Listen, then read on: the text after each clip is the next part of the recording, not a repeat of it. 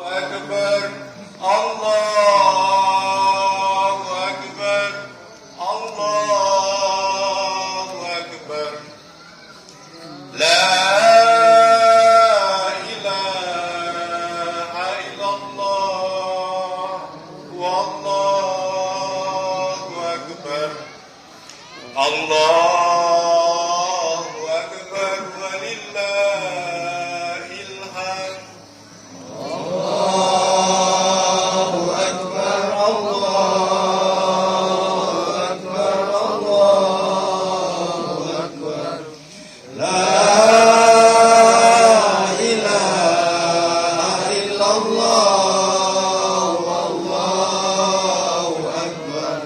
Allahu akbar walillahil hamd. Bapak Ibu jamaah salat wa na'udzu billahi min syururi anfusina wa min sayyiati a'malina. May yahdihillahu fala mudilla lahu wa may yudlilhu fala hadiya lahu. Asyhadu an la ilaha illallah wahdahu la syarika lahu wa asyhadu anna Muhammadan 'abduhu wa rasuluhu la nabiyya ba'dahu. Allahumma shalli wa sallim ala nabiyyina Muhammad wa ala alihi wa ashabihi wa man tabi'ahum bi ihsanin ila yaumiddin. Amma ba'du fa ya ayyuhal musallun usikum wa iyaya nafsi bittaqwallah la'allana minal muflihin. Yaqulu Allah subhanahu wa ta'ala fi kitabihil karim. A'udzu billahi minasy syaithanir rajim. Bismillahirrahmanirrahim. Alam ya'ni lil ladzina amanu an takhsha'a qulubuhum li dzikrillah wa ma nazala minal haqq wa la yakunu kal ladzina utul kitaba min qablu fatala 'alaihimul amadu faqasat qulubuhum wa katsirun minhum fasiqun. Sadaqallahul adzim. Bapak-bapak, ibu-ibu, saudara-saudara, anak-anak jamaah salat Id yang berbahagia, alhamdulillah di pagi hari yang cerah ini kita dapat menunaikan ibadah kepada Allah Subhanahu wa taala sebagai rasa syukur kita bahwa kita sebulan penuh telah melakukan latihan-latihan kerohanian, latihan-latihan fisik, latihan-latihan hati yang terutama. Bapak dan saudara-saudara sekalian, ayat yang kita baca tadi diturunkan oleh Allah Subhanahu wa taala 13 tahun setelah ayat pertama diturunkan. 13 tahun itu adalah masa terakhir Nabi di kota Mekah dan di awal masa Madinah. Ayat itu kalau kita terjemahkan ke dalam bahasa Indonesia, Allah mengatakan, alam ya'ni lilladzina amanu, belum datangkah masanya bagi orang yang beriman, antahsya'a qulubuhum, untuk khusyuk hatinya mengingat Allah dan khusyuk hatinya ketika menghadapi Al-Quran. Wala yakunu kalladzina utul kitaba min qabl, jangan sekali-kali orang-orang beriman itu seperti orang-orang yang telah diberi Alkitab sebelumnya. Fatala alaihimul amadu, lama sekali bagi mereka untuk melaksanakan perintah-perintah Allah.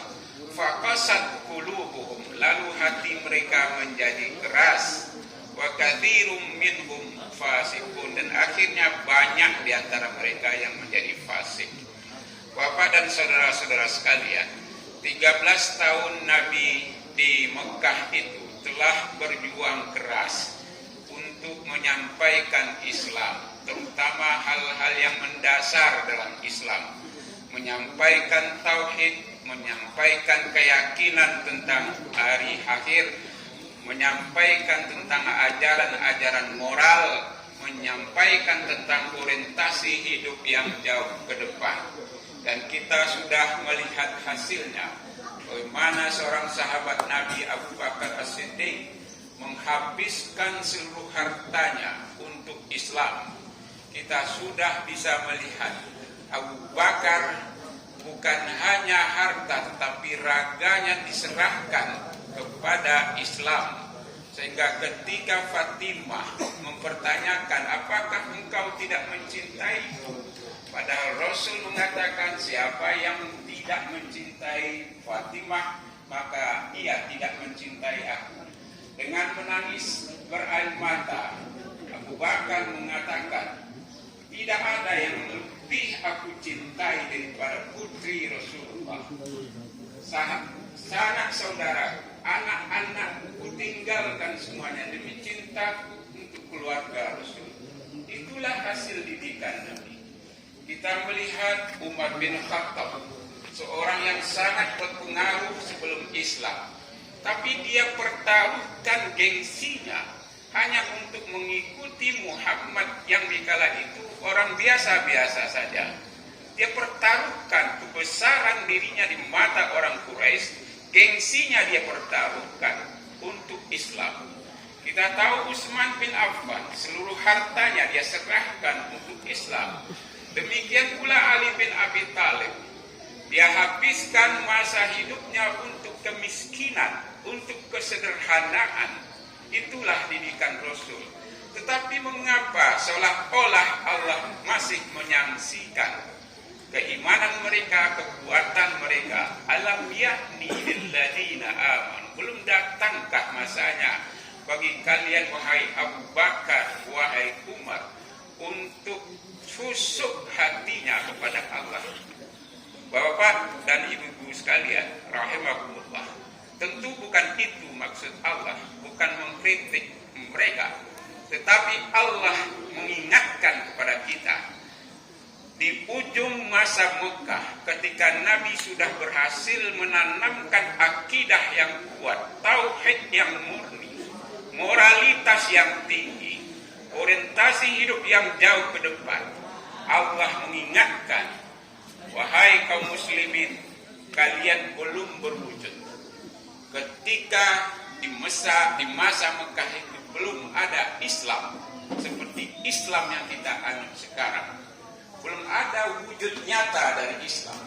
Kalau kita sebut orang Islam, identifikasinya adalah orang yang sering bersama Muhammad, mendengarkan ceramah-ceramah Muhammad. Itu saja. Tetapi ketika pindah ke Madinah barulah ada wujudnya. Di akhir masa Mekah itu belum ada orang yang salat, karena memang perintah salat belum ada. Belum ada orang yang puasa Ramadan, karena puasa Ramadan memang belum diturunkan oleh Allah.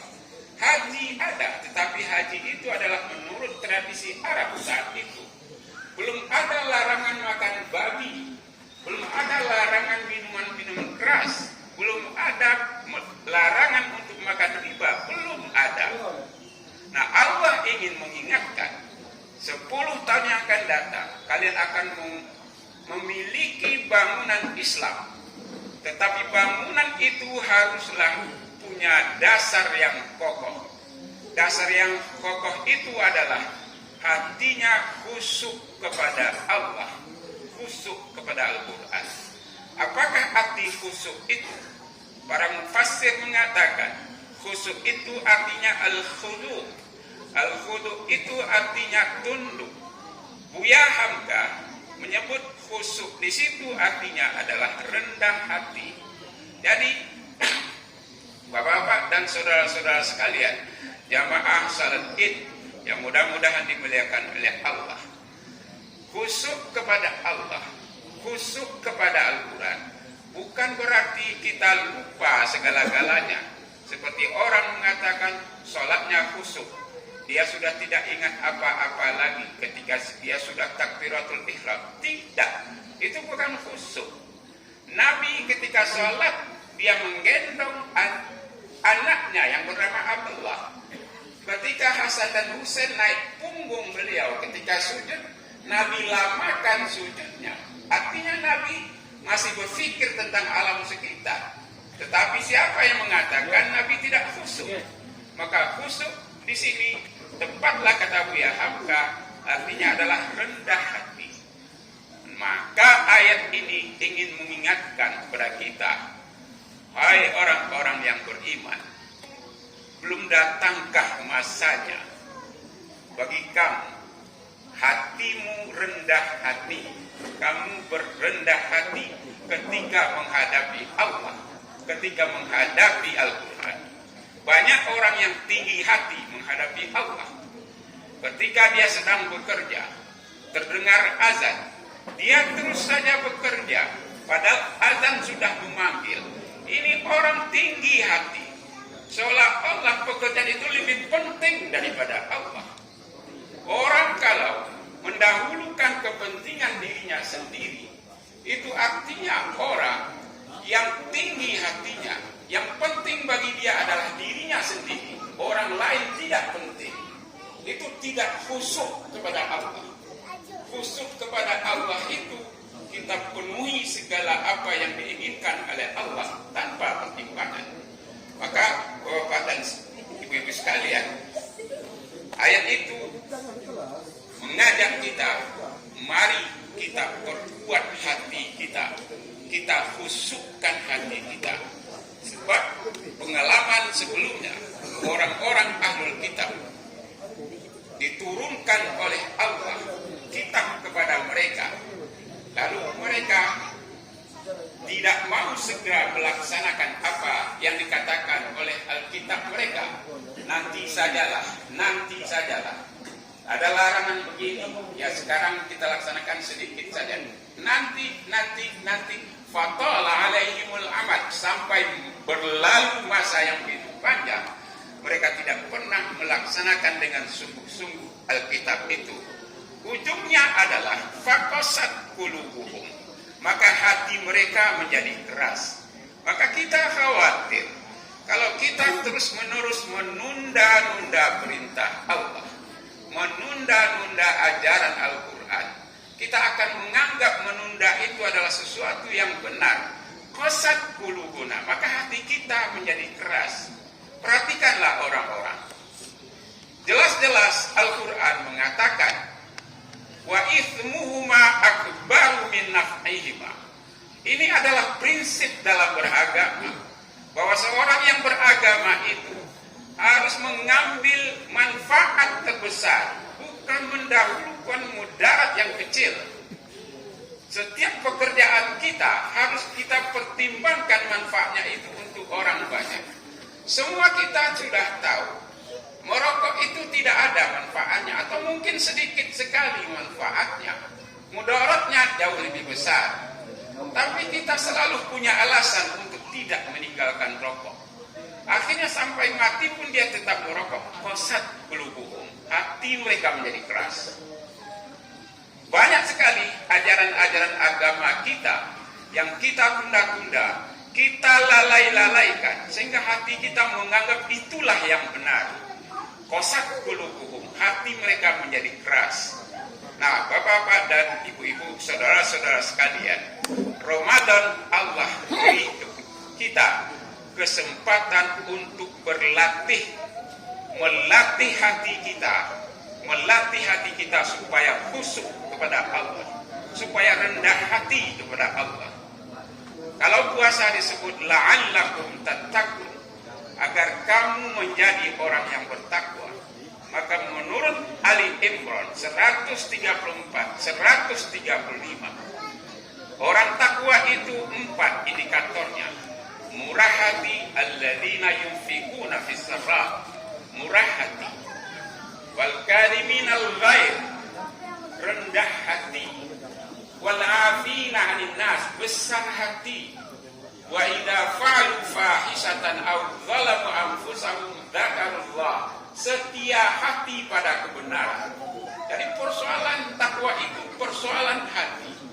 Maka ketika Allah mengatakan alladzina yunfikuna fis sarra wa dharra, mereka tetap memberi baik dalam keadaan susah maupun dalam keadaan lapang. Itu artinya kita memberi tanpa pertimbangan. Kita beri saja. Contoh yang paling baik sudah diberikan oleh Ali bin Abi Thalib. Suatu saat Ali bin Abi Thalib, istrinya Fatimah sakit, lemah badannya. Ali menawarkan, Wahai Dinda Fatimah, apakah yang kau inginkan sekarang? Kata Fatimah, aku menginginkan buah delima. Pergilah Ali mencari buah delima. Dicari ke semak-semak, dicari ke kebun-kebun, tidak ketemu. Akhirnya di pasar dia temukan buah delima. Ketika akan dia beli, dia nggak punya uang. Dia balik pulang. Fatimah bertanya, mana buah delima? Ada di pasar, tapi aku tidak punya uang untuk membelinya. Kau bawalah kainku itu, kau jual kainku itu, belikan buah delima. Bapak-bapak dan saudara-saudara sekalian, keluarga Rasul hidup miskin. Keluarga Rasul hidup miskin. Meskipun Rasul itu pemimpin tertinggi, apapun yang dia katakan pasti diikuti oleh orang.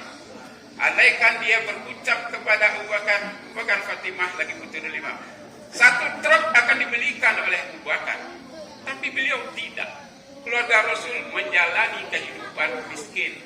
Bahkan Rasul berdoa, ya Allah, ahyini miskinan wa amitni miskinan.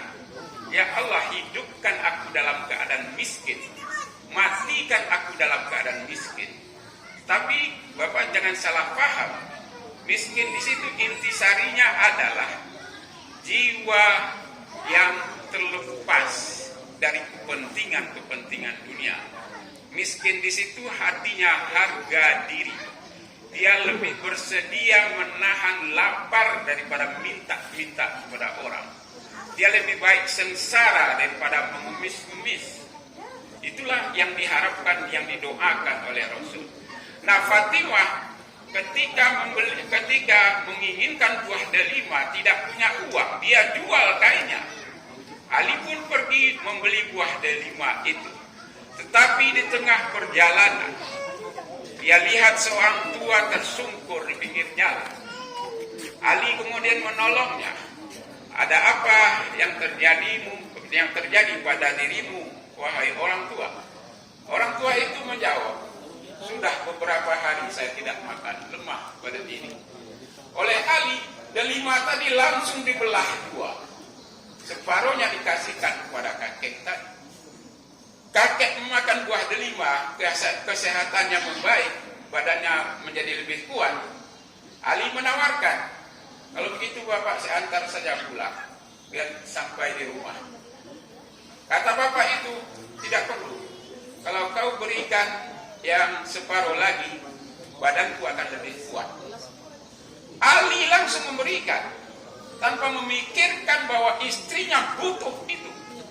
Dia tidak pikirkan itu.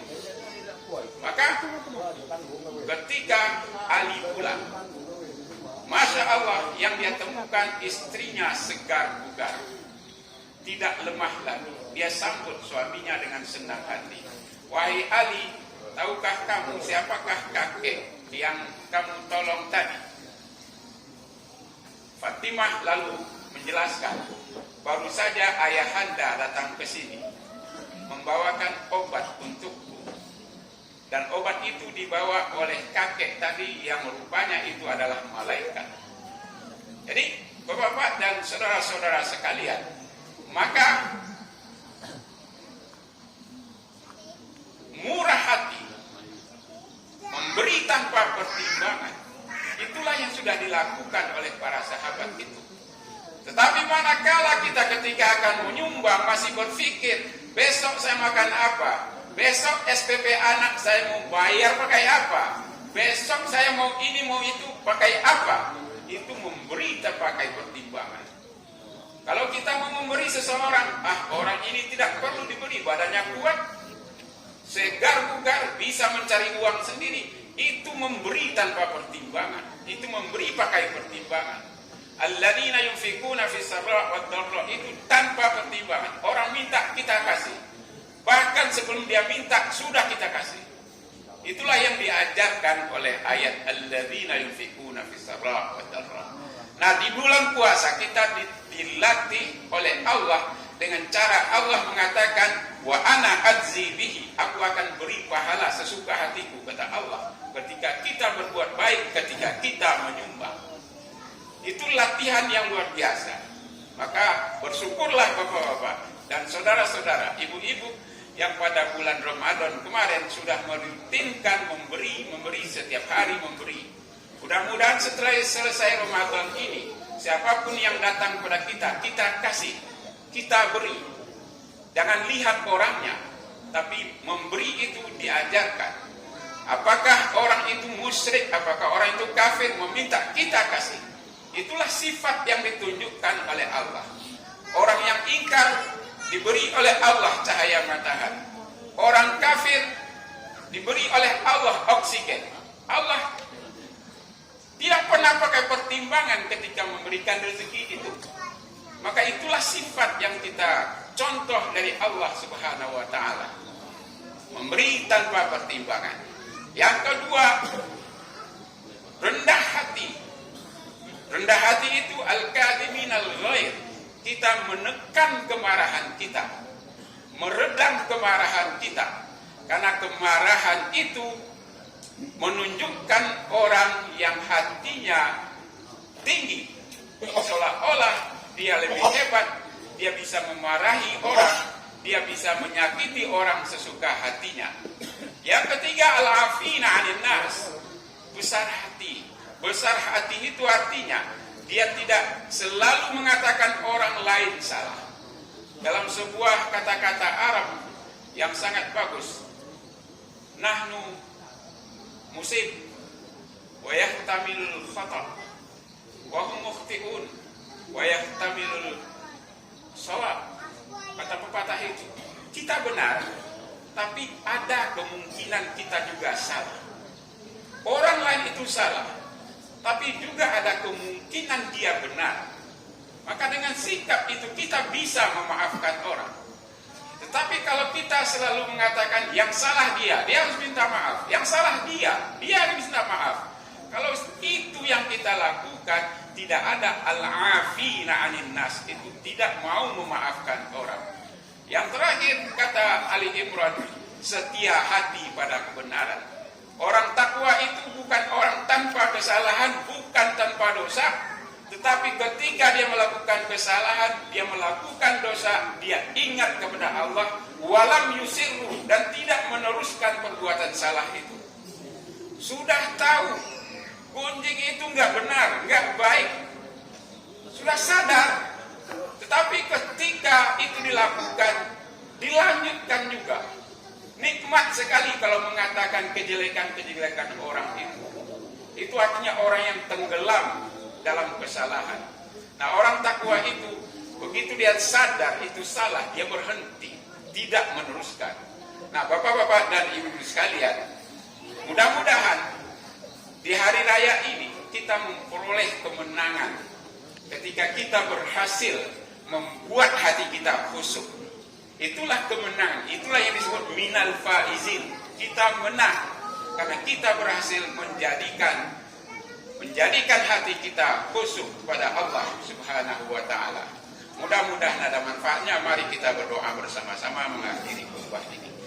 Allahumma shalli ala sayyidina Muhammad wa ala ali sayyidina Muhammad wa sallim radhiyallahu ta'ala kulli sahabati Rasulillah walhamdulillahi rabbil alamin.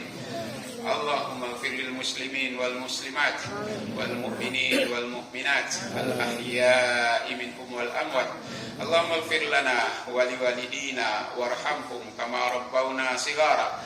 Allahumma a'inna ala dzikrika wa syukrika wa husni ibadatik. Rabbana auzi'na an nashkura ni'mataka allati an'amta 'alaina wa 'ala walidina wa an na'mala salihan tarda wa adkhilna bi rahmatika fi ibadika salihin. Rabbana atina fid dunya hasanah wa fil akhirati hasanah wa qina adzabannar.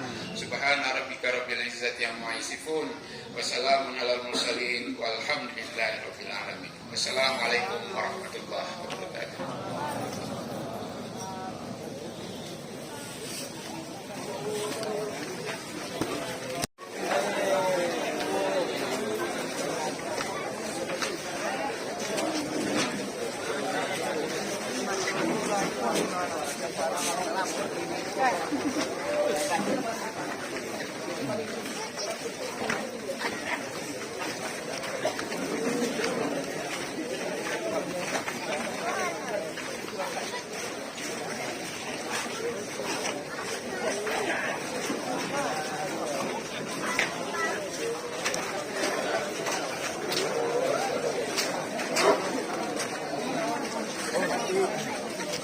Tuh.